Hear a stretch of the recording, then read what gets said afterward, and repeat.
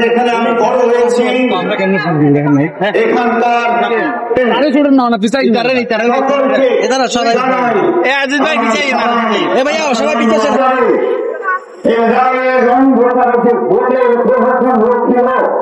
যেখানে একজন মহিলা নায়কতন্ত্র চলে শৃঙ্খলা পরিস্থিতি অবনতি হয়ে যায় অথবা কোন ক্ষেত্রে যেটা চান, তাহলে সমাধান কোথায়?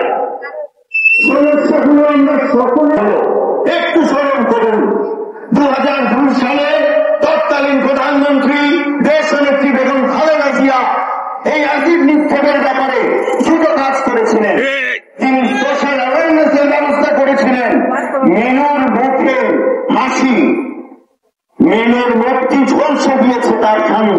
এই বিজ্ঞাপন, এই সোশ্যাল ক্যাম্পেইন আমার ধারণা তখন যারা ছিলেন আপনারা বলতে পারবেন না।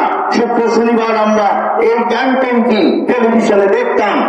সাথে তিনি আইনের কাঠামোগত পরিবর্তন এনে কঠোরতম দৃষ্টান্তমূলক শাস্তির ব্যবস্থা করেছিলেন।